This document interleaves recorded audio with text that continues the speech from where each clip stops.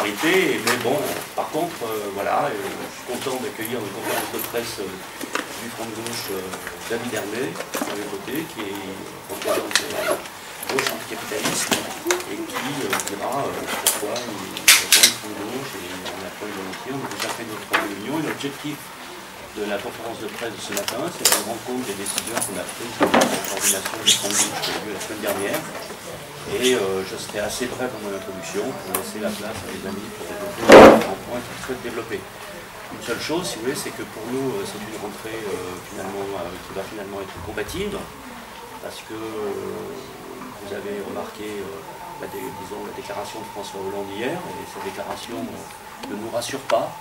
Alors certes, dans la forme, il donne le sentiment de vouloir s'attaquer au chômage, vouloir faire baisser le cours du chômage, mais pour cela, il met au point ce qu'il faut bien appeler un plan d'austérité, puisqu'il propose la réduction des déficits publics de 30 milliards d'euros, ce qui est une somme considérable et qui aura des effets, puisqu'il y a 10 milliards qui sont affectés à la baisse des dépenses publiques. Et donc, si l'éducation ou la sécurité gagneront des postes, ça sera au détriment de tous les autres services publics, quand les services publics sont dans un état de délabrement après 10 ans de droite au pouvoir, qui fait qu'on risque d'avoir une baisse du service public dans ce pays. Deuxièmement, 10 milliards sur les entreprises. Troisièmement, 10 milliards sur les ménages. Donc tout ça nous paraît à la fois un non-sens économique et une injustice sociale. Un non-sens économique parce que le fait de aujourd'hui baisser la dépense publique dans un contexte où tous les autres moteurs de l'activité économique sont arrêtés, puisque vous avez une baisse de la consommation des ménages liée à la baisse des revenus, et le rapport de l'INSEE de la semaine dernière nous a très bien montré que dès 2010, il y avait une baisse pour quasiment 90% de la population, une baisse du revenu disponible, et que l'augmentation n'avait été valable que pour les 10% les plus riches. Donc dans cette situation-là, le moteur que constitue la consommation des ménages est en partie bloqué. Les entreprises n'envisageront pas de croissance forte, ont arrêté leur plan d'investissement et organisent des plans sociaux divers. L'ensemble de la zone euro est en ralentissement, ce qui fait que les exportations vont également se ralentir. Et dans ce contexte, on déciderait de baisser la dépense publique, qui est le dernier moteur qui pourrait relancer la machine. Donc on est aujourd'hui, naturellement on n'est pas totalement surpris, dans la mesure où François Hollande mélangeait finalement des promesses généreuses avec de l'autre côté la volonté de respecter les consignes européennes de limitation du déficit. Mais cette contradiction maintenant est mise à jour, et donc nous allons nous mobiliser et nous refuserons ces plans d'austérité. Et tout ça, il y avait un grand absent dans le discours d'hier soir, qui n'a pas été cité, c'est le traité Merkozy, le traité du pacte budgétaire européen, sur lequel on aura l'occasion de revenir, et on va faire notamment tout un travail pédagogique et d'explication ce mois de septembre sur ce traité très détaillé, et ça sera important qu'il soit relayé, mais on voit même que le président de la République vient devant une journaliste qui ne va, voilà, il n'en dit pas un mot. On ne dit pas un mot. Alors je précise à ce sujet que ce traité Merkozy, aucun mot n'a été changé, c'est exactement celui qui a été signé au mois de mars, il n'y a pas un mot de changé. On nous dit qu'il a été complété par un pacte de croissance, et ce pacte de croissance de 120 milliards d'euros est absolument ridicule et reprend pour 96% des dépenses qui étaient déjà prévues au budget précédent, donc il n'y a pas effectivement de relance de la croissance européenne, et donc dans ces conditions, nous voyons la France se soumettre finalement au diktat austéritaire, et c'est pour cette raison que nous ici, le Front de gauche, nous allons décider de nous mobiliser contre ce traité, et pour que le peuple soit consulté sur ce traité par référendum, et que finalement ce gouvernement ne passe pas comme Sarkozy en 2008, qui avait passé outre finalement le vote populaire pour faire adopter le traité de Lisbonne.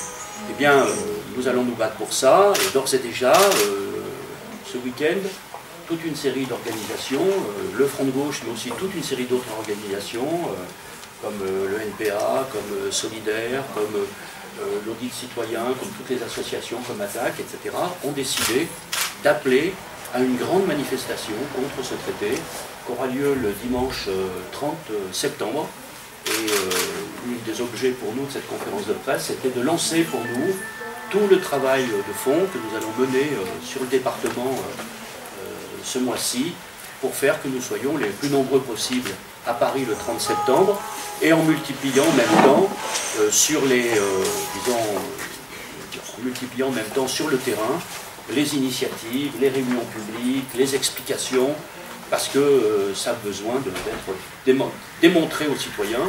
Les citoyens français ont été capables de décrypter le traité constitutionnel de 2005 pour pouvoir le refuser.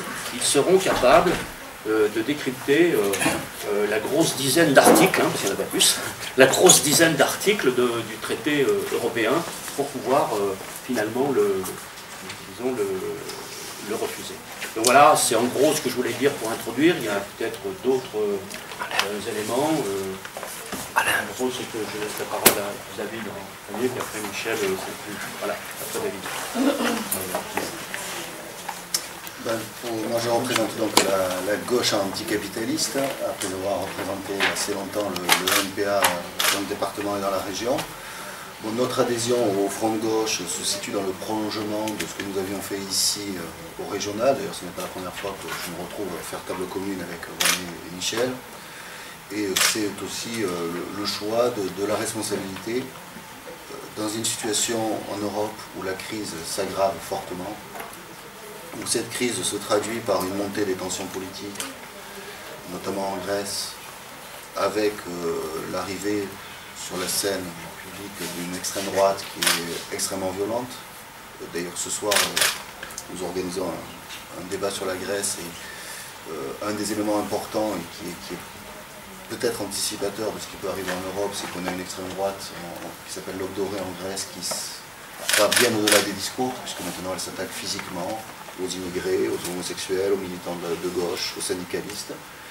Et dans une situation comme celle-là, nous, il nous semble qu'en Europe, l'urgence est au rassemblement de la gauche de rupture, de la gauche de transformation sociale, de la gauche, comme vous souhaitez l'appeler. Nous, notre adhésion au Front de gauche, quels que soient les débats qui peuvent nous traverser, on pense qu'il est notre responsabilité à tous d'offrir une alternative à la droite et à l'extrême droite, mais aussi également aux politiques que mène aujourd'hui le gouvernement Hollande et qu'a rappelé René Revol. La conférence de presse de François Hollande hier, d'ailleurs, illustre les difficultés qu'ont aujourd'hui les socialistes à définir une politique de gauche au sens classique du terme. C'est-à-dire que d'un côté, on a effectivement quelques mesures symboliques où on va taxer les grosses entreprises ou les plus riches, ce dont on peut se réjouir, mais sur le fond de cette politique, il n'y a pas de rupture avec la politique précédente, notamment avec cette idée de baisser le coût du travail, de rendre la flexibilité plus importante. C'est toujours les mêmes recettes, c'est-à-dire que c'est aux salariés de payer la crise, aux populations de payer la crise, une crise dont ils ne sont pas responsables. On peut rappeler un chiffre, il s'agit de faire 30 milliards d'économies. Le service de la dette aujourd'hui est à hauteur de 50 milliards par an. Ce qui signifie qu'il y a une solution, c'est-à-dire que, autre que cette réduction des déficits publics, c'est de s'attaquer à ce service de la dette, non pas en tapant dans les dépenses sociales, mais en tapant dans toutes ces dépenses qu'on fait pour servir la dette au profit des marchés financiers, au profit des banques. Il y a les intérêts de la dette qui sont élevés, il y a le fait que la France et les États européens soient obligés d'emprunter sur les marchés financiers, et il y a toute une partie de la dette que l'on peut considérer comme illégitime, c'est-à-dire qu'on est obligé de rembourser le résultat en fait du fait que les États ou l'État français s'est désengagé, pendant très longtemps réduit ses recettes fiscales, c'est-à-dire qu'on a fait des cadeaux fiscaux aux plus riches, maintenant on est embêté et on emprunte sur les marchés financiers des taux d'intérêt pour rembourser les plus riches qui peuvent prêter aux États. Donc il y a une manière là où on est doublement perdant. Et donc on pense que nous, une des recettes, ce serait s'attaquer à la dette, mais pas en tapant dans les dépenses sociales, mais en refusant de rembourser une partie de la dette, au moins les intérêts de la dette, ou en ayant un audit citoyen de la dette publique pour voir quelle est la partie de la dette qui est illégitime et quelle est la partie de la dette qui pourrait être légitime. Autre élément qui nous paraît important, c'est que la crise économique, il y a les chiffres qui sont donnés, on voit que la crise économique s'aggrave, est bien plus grave que ce qui était prévu, Et on voit que ça touche pas simplement les entreprises fragiles et les entreprises dont on dit souvent qu'elles sont en tout cas plus adaptées à ce qu'est le marché européen, bon, comme l'automobile, on dit c'est un peu ringard, il faut faire ça ailleurs, etc. On voit qu'à Montpellier, il y a des entreprises qui étaient considérées comme les fleurons de la technologie, des technologies de pointe, qui étaient régulièrement mises en avant par les autorités locales. Bon, une entreprise comme Sanofi, une entreprise qui fait énormément de bénéfices sur quelque chose qui est très utile, dont on aura besoin encore énormément, et qui supprime des postes et qui licencie autant à Montpellier qu'à Toulouse. Donc là, on pense qu'une réponse courageuse d'un gouvernement de gauche à cette situation-là, elle serait de deux types. C'est de refuser des licenciements dans des entreprises qui vont de tels profits, surtout lorsque c'est un domaine d'utilité publique, et intégrer la recherche pharmaceutique et les emplois, par exemple, de Montpellier-Toulouse, dans le cadre d'un vaste service public de la recherche pharmaceutique. Voilà des propositions que nous mettrons en avant. Merci. Michel? Oui, moi, deux camarades, j'ai écouté attentivement le président de la République. Alors, tout d'abord, au début, je dirais, ça change le Sarkozy. Mais en même temps, le compte n'y est pas. Et moi, je m'attendais à 3 annonces parce que je pense que nous sommes pour que le changement réussisse, parce que la France et l'Europe ont besoin de change. Ils ont besoin effectivement de rupture avec ce système capitaliste qui fait tant de dégâts. Moi, je prenais 3 exemples sur le changement. La première, ça concerne l'emploi. On ne peut pas laisser les entreprises françaises, notamment les grandes, casser l'emploi comme ils le font. J'aurais souhaité que le président de la République annonce qu'on allait rediscuter, puisqu'elle a failli passer le Sénat, qu'on allait rediscuter à l'Assemblée nationale la loi sur l'interdiction des licenciements forcés. Sanofi est un exemple. Tu en as parlé. Comment peut-on relancer l'emploi et laisser Sanofi casser 200 emplois à Montpellier? C'est pas possible. Pareil d'ailleurs pour Peugeot, parce que il y a 2 ans, Peugeot est une entreprise florissante et à ma connaissance, la famille Peugeot se porte bien. Je ne vois pas pourquoi aujourd'hui l'entreprise Peugeot se porterait mal et l'usine serait devenue une entreprise ringarde. Peut-être que si on avait écouté les salariés, on ne connaîtrait pas un certain nombre de difficultés. En fait, je pense que là, il y a une mesure forte à prendre si l'on veut relancer l'emploi. Avec des annonces, oui, moi je me félicite qu'on mette plus d'argent sur l'éducation nationale. Il faudra mettre plus que ce qu'on a mis, tellement la casse a été grande. Ceci étant dit, on sait par exemple qu'il y a nécessité d'une véritable politique éducative en France. Or, on met de l'argent sur l'éducation nationale, mais on réduit les moyens des collectivités territoriales qui doivent financer la politique éducative.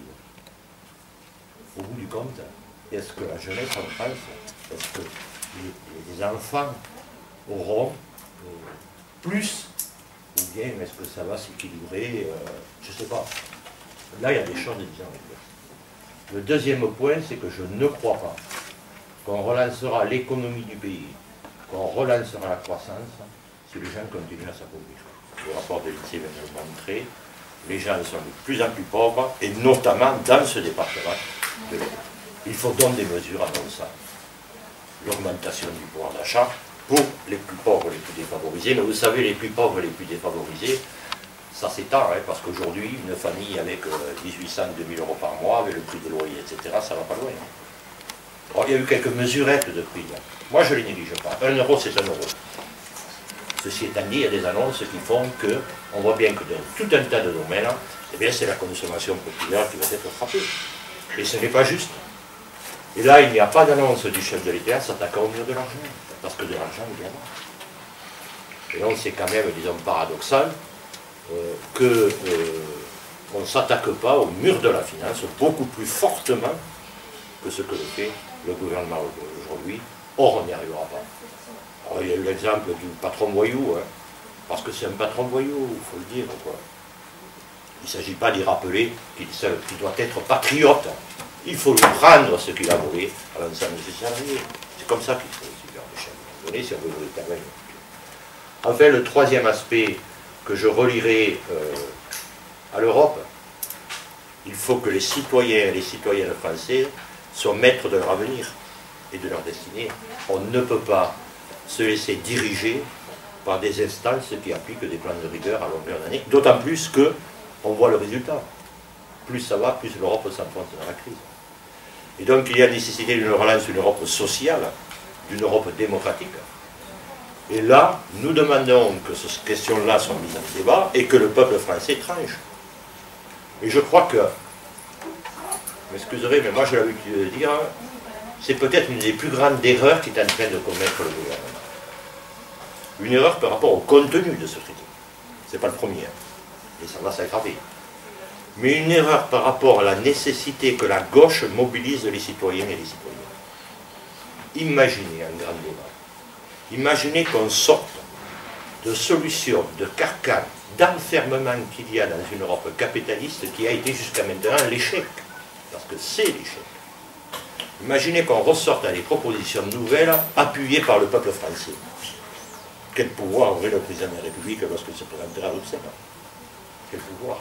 Pour imposer, et je suis persuadé que dans d'autres pays, on voit ce qui se passe en Espagne, il y a des mouvements en Grèce, en Italie, eh bien, ce ne serait pas un exemple, mais ce serait une voie, un chemin qu'emprunterait le peuple, et ce serait le moyen d'avoir une dynamique forte aux yeux, en Europe, aux yeux des peuples, mais aussi dans le monde. Alors, je dis ça peut-être avec un peu de passion, parce que les Français sont pessimistes, ils dépriment, ils ont raison. Quand on voit les fins du mois, quand on voit les dangers qu'il y a sur l'emploi, etc., il n'y a pas de quoi être heureux. Mais dans les actions, dans les propositions qu'on fait, je pense qu'avec le front de gauche, nous voulons dire la porte reste toujours ouverte, hein. Ça dépend de vous, battons-nous et on fera en sorte que eh bien, les choses aillent mieux et qu'enfin on arrive à de véritables mesures qui permettront pas seulement de dire le changement c'est maintenant, mais le changement c'est aujourd'hui, il est concret, c'est pour nous. Merci Michel, ben, à vous la parole. Alors, hop. Est-ce que vous donnez l'impression d'être en train de recréer les conditions qui ont fait que le référendum de 2005 a été un succès pour non? Mais en 2005, il y avait des Verts qui étaient avec vous, il y avait des socialistes qui étaient avec vous. On ne semble pas que ça prenne tout à fait le même chemin, étant donné les conditions bien différentes, bien sûr, puisqu'ils sont au gouvernement.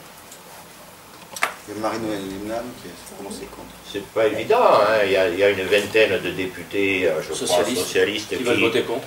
Les Verts s'interrogent, ça c'est leur... mais enfin, je crois, y compris René, qui participe à un débat, on peut les aider à réfléchir. Voilà. Et je crois que ce qu'il y a peut-être... alors 2005, donc on verra, hein, parce que même au moment du vote qui interviendra, la bataille ne sera pas finie. Hein. Tout ne sera pas bouclé. L'Europe ne va pas, disons, s'arrêter en disant maintenant c'est fini, c'est écrit dans le marbre, on ne bouge plus. On verra la bataille qu'on va mener d'ici le mois d'octobre et ensuite après. Ceci étant dit, je pense qu'on va assister à un réveil important. René le disait, on va faire de gros efforts pour faire connaître le traité. Connaître le traité. Parce qu'il faut que les gens le sachent. Par exemple, il faudrait que la presse fasse aussi un effort. La presse, oui, je vois que le traité implique la suppression des compétences générales des collectivités territoriales. Il y a une contradiction entre des élus qui se sont battus contre la réforme, quand il y avait Sarkozy, contre la réforme des collectivités territoriales, plus particulièrement sur cette compétence, et qui aujourd'hui appelleraient à ratifier ce traité. Il faut les alerter. Il faut débattre avec eux, il faut discuter, il faut aussi... Mais je crois que ce qui est peut-être un point positif par rapport, disons, à 2005, c'est que aujourd'hui, la question que se posent les gens, me semble-t-il, c'est on nous a dit que ça allait changer, il faut que ça change. Et donc on peut leur montrer en quoi c'est un outil qui permettrait, c'est quelque chose d'important, ce référendum, ce serait un moment de lutte qui permettrait effectivement de concrétiser le changement. Moi, je suis autant optimiste qu'en 2005. Il nous reste un mois pour mener la bataille. Quand même, rappelez-vous 2005, à quel niveau on était parti. Hein. À quel niveau on était parti. Et donc, on a mis du temps, etc. Mais on était parti très bas. Là, j'ai le sentiment que, avec les élections présidentielles, le résultat qu'a fait le Front de gauche, dans l'Hérault, les 80 000 personnes qui ont voté pour le Front de gauche au moment des élections présidentielles, j'ai l'impression qu'on pourra avoir facilement, et qu'on devra, et qu'on aura facilement à les mobiliser, et qu'ainsi, ça sera 80 000 porte-voix actives. Oui, on n'avait peut-être pas en 2005. Juste pour vous dire sur ce traité, c'est vrai que c'est toujours pareil avec les textes européens. au début, il n'y a qu'un petit cercle étroit qui le connaît, qui en prend connaissance, dans les médias c'est flou, mais il faut savoir que politiquement il s'est passé une chose, c'est que François Hollande s'est présenté au suffrage des Français en disant « je ferai la révision du traité ». Et je m'engage à organiser la révision du traité. D'accord ? Et donc aujourd'hui, en expliquant lui-même, dans ses propos, à quel point ce traité contenait des éléments inacceptables. Voilà. Donc aujourd'hui, nous, on n'est pas dans une situation simplement où on défend notre programme. On défend quelque part la parole que François Hollande a aux Français. Et nous avons participé de la victoire de François Hollande. Sans les 4 millions de voix du Front de gauche, François Hollande n'aurait pas été élu. Et cette élection, elle n'a pas été, on va dire, dans des proportions gigantesques, hein, c'est un peu plus de 50%. Donc, nous nous considérons comme des ayants droit de cette victoire disons, du mois de mai dernier. Et à ce titre-là, nous voulons rappeler un engagement qui a été pris. Nous n'accepterons pas le traité austéritaire tel qu'il a été présenté. Donc, nous ne sommes pas ici simplement les porte-paroles, disons, dans cette campagne du Front de gauche, qui assume ses positions, qui dit en quoi il faudra un autre traité, etc.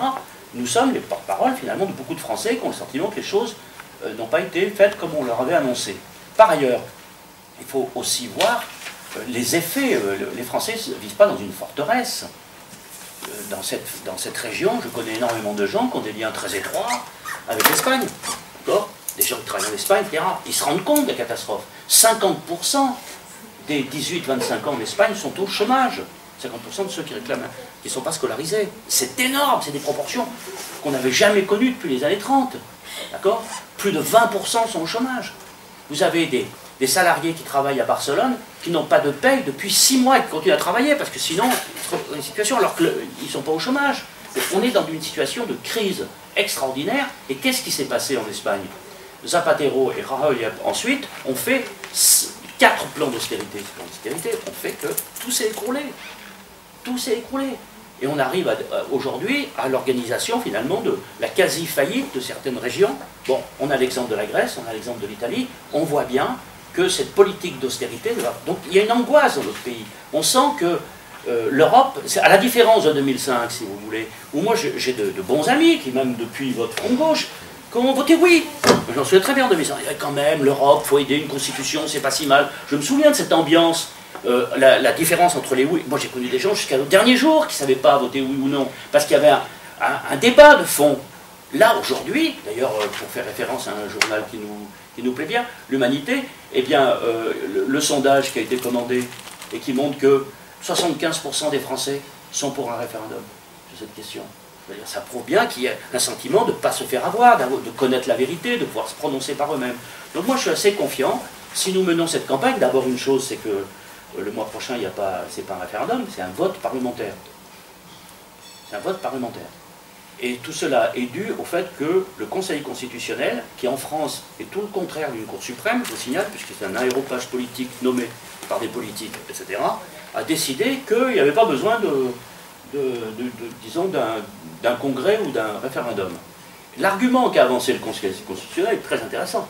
Il dit, parce que la règle d'or est déjà dans la Constitution. Et François Hollande dit, j'ai pas besoin de faire adopter le texte parce que je ne veux pas adopter la règle d'or.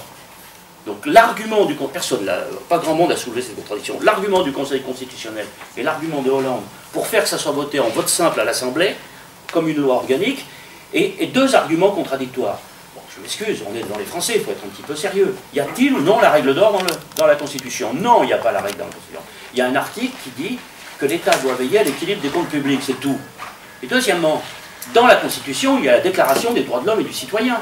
Et l'article 14 de la Déclaration des droits de l'homme et du citoyen stipule que le peuple doit garder la maîtrise du budget et de l'impôt.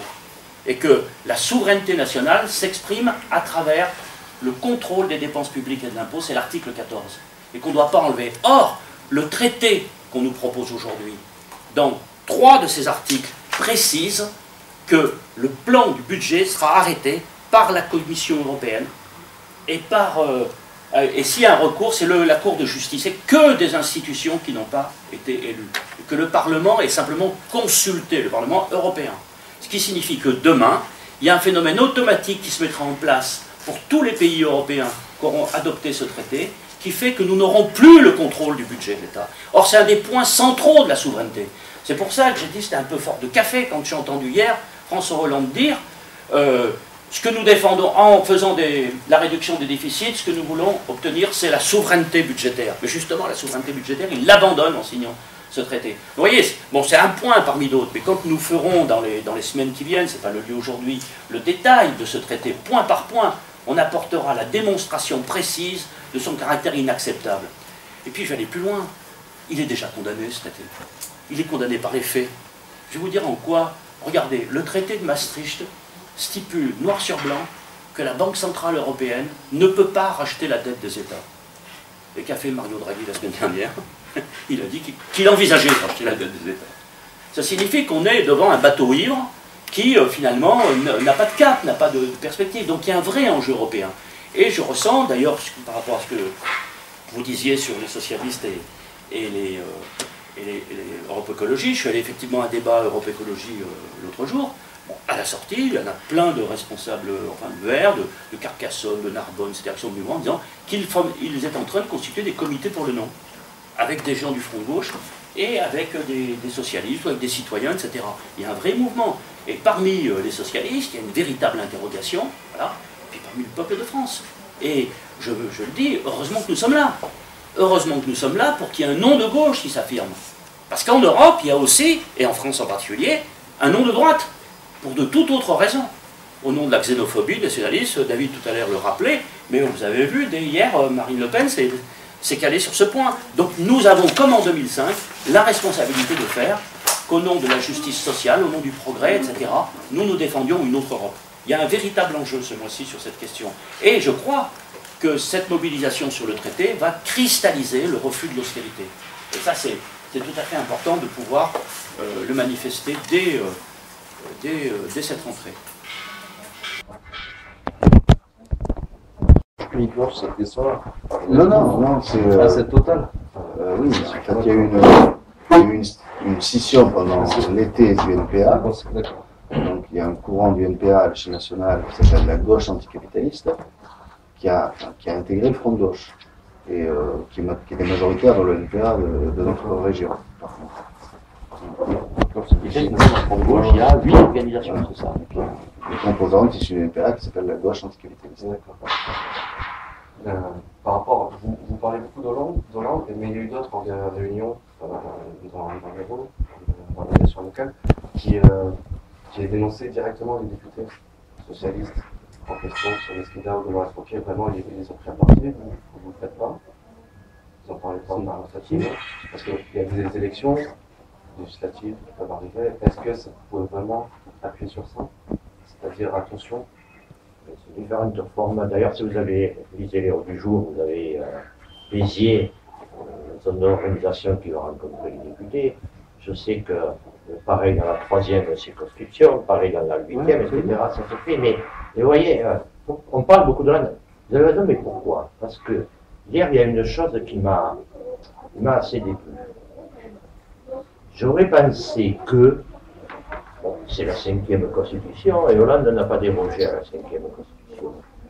Mais qu'il soit un peu moins, moi je fixe le cap, moi je dis, moi je fais, pour redonner à l'Assemblée nationale, au Sénat, une place qui leur revient, de débat et tout.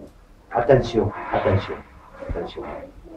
Il faut que le chef de l'État exerce ses responsabilités. C'est constitutionnel. Mais attention, ne revenons pas aux mêmes méthodes que Sarkozy. Quand on annonce, on va débattre avec les organisations syndicales, etc., sur les démarches sociales, et finalement, si elles ne sont pas d'accord, on tranchera, j'aime pas ça. Je crois que je ne suis pas d'accord. Et la deuxième chose, c'est oui, le chef de l'État, mais l'Assemblée nationale est quand même, disons, un organisme souverain, le Sénat. J'ai trouvé dommage que le chef de l'État ne s'appuie pas plus sur l'Assemblée nationale, disons, et sur le Sénat. Il a corrigé en disant que le gouvernement n'était pas de potiche, tant mieux. Mais attention. Il y a toute une série de rendez-vous qui sont prévus avec les députés. On a fait des adresses. Moi, sur ma commune, on a fait une lettre collective et on aura un rendez-vous avec Christian Assaf avant la fin du mois. Voilà. des processus, on interpelle les... Mais là, on est des élus, ils interpelleront les élus. Non, en Comment 2005, Mesquida était déjà pour le non en 2005. Qui Mesquida, oui. Mesquida, pour le non. Il a même été l'un des rares députés qui, en 2008, a voté non. Hein, je rappelle au député de... Justement, pour revenir sur le traité, une fois que vous pensez qu'une fois que le vote aura été acté à l'Assemblée nationale, un vote qui sera forcément positif, vous pourrez encore obtenir un référendum. C'est ça dans votre esprit? Surtout que la logique de la situation va rendre ce traité caduc. Oui, mais alors pourquoi se battre? Mais se battre pour qu'une autre Europe soit construite. Ce qui se joue autour du traité, c'est pas simplement l'aspect juridique, etc. Bon, c'est vrai qu'en 2005, on avait été aidé parce qu'il y avait un référendum organisé par le pouvoir et on avait la date du référendum. Donc c'était beaucoup plus facile pour mobiliser puisque chacun était conscient qu'il allait être amené à choisir à un moment donné entre le oui et le non. Là, c'est plus difficile parce qu'on va se battre pour un référendum. C'est une question démocratique. C'est-à-dire que ça a été déjà dit, mais c'est quand même quelque chose qui va engager pour des années les politiques économiques, les politiques sociales, etc. Et le fait de, alors qu'on sait qu'il y a un débat sur ça, le fait de vouloir passer hors référendum, hors congrès par une procédure budgétaire, etc., c'est un déni de démocratie.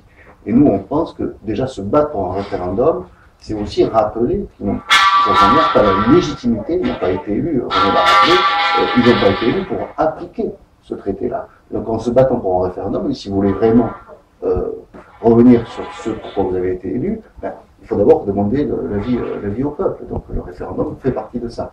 Mais on pense aussi que de toute façon, la crise économique est telle qu'ils peuvent, en fait, il y a quand même depuis 3 ou 4 ans qu'il y a la crise, les sommets européens se succèdent avec les mêmes recettes, hein, les mêmes aménagements des traités, etc. Et on s'enfonce encore plus dans la crise.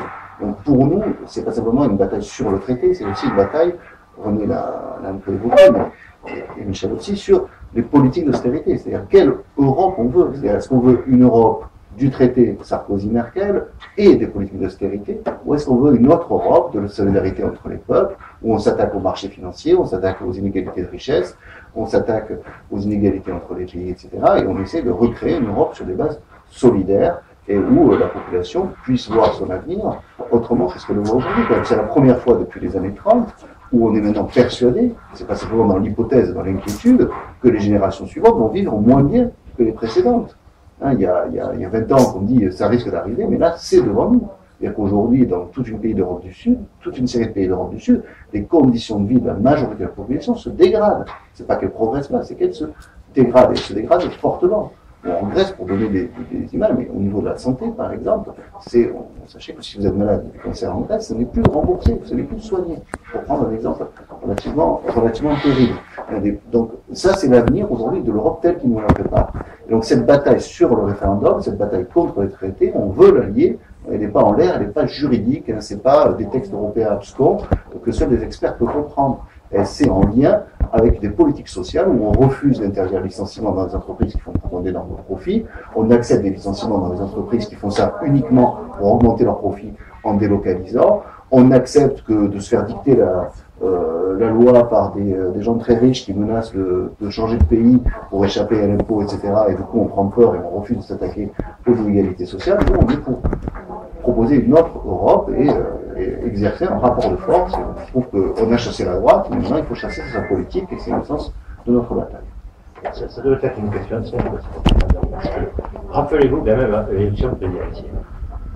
Tout le monde y est allé de son couplet, même la droite. D'ailleurs, la droite devrait réclamer le référendum, puisque Sarkozy avait promis que sur toutes les grandes questions, il consulterait les Français. Donc la droite devrait réclamer un référendum. Le Parti Socialiste a annoncé que sur les grandes questions, il consulterait les Français. Et Jean-Marc Ayrault, en 2008, disait il faut un référendum. Il faut un référendum, vous voyez. Europe Écologie Les Verts, participation, démocratie participative, etc. Là, il y a un bel exemple de démocratie participative. Donc, ça devrait passer d'autant plus que, quand on dit que ça se prolongera après, René l'a dit pour des questions, mais pour des questions politiques, ça ne marchera pas. Regardez. Quand même, l'Europe fonctionne sur la tête. Là. Le patron de la Banque européenne, annonce qu'il va acheter la dette. Oui, mais il n'a pas dit que ça. À condition que, et les chefs d'État concernés, notamment en Grèce, en Italie, en Espagne, disent oui, mais nous on ne peut pas accepter les conditions. Ça ne marche pas comme ça. Mais qui c'est qui veut en Europe? Le Parlement européen, les chefs d'État ou le patron de la BCE? Qui c'est qui doit, je reprendrai l'expression de François Hollande, de fixer le cap? Qui doit dire au patron de la BCE, vous devez faire comme ça. C'est nous qui décidons. Parce que nous représentons les peuples européens. Nous sommes. Cette question-là, il faut la bien affranchir un jour. Il faut la bien affranchir. Donc, on voit bien que même ce traité, là, il est très dangereux parce que je crois qu'il faut vraiment le rejeter, parce qu'il donne une indication de ce que veulent faire actuellement les dirigeants européens. Il faut bannir le mot austérité, rigueur de l'Europe si on veut s'en sortir. Et donc nous avons des propositions à faire. Et donc il faut rejeter tout ce qui va dans ce sens-là. Et en même temps, je crois qu'il est un appel à ce que les peuples se mêlent des affaires européennes et reprennent enfin le pouvoir. On a eu une expérience où un dirigeant national voulait faire un référendum dans son pays. Moi, peu importe les questions qu'il avait posées, dans la mesure où on fait un référendum, c'est une bonne chose. Où Sarkozy a dit niet avec Merkel. Vous ne ferez pas de référendum. Ils ont même foutu le gouvernement. Je parle de la Grèce. On ne va pas assister à la même chose en France, quand même. On ne va pas assister à la même chose en France. Quand le peuple français demande un référendum, personne n'en a le droit de lui dire vous ne l'aurez pas. Or, actuellement, 72% des Français réclament qu'il y ait un référendum. Eh bien, il faut que ces 72% exigent qu'il ait lieu au nom de la simple démocratie citoyenne. Et si Sarkozy avait, publié les décrets d'application du référendum d'initiative populaire qui a été voté par l'Assemblée nationale, aujourd'hui, nous pourrions nous-mêmes déclencher un processus qui permette l'organisation de ce référendum et nous trouverions les centaines de milliers de signatures qui sont nécessaires. Non, aujourd'hui c'est impossible, les décrets d'application ne sont pas mis en place. Donc on fait tout pour que le peuple ne puisse pas s'exprimer.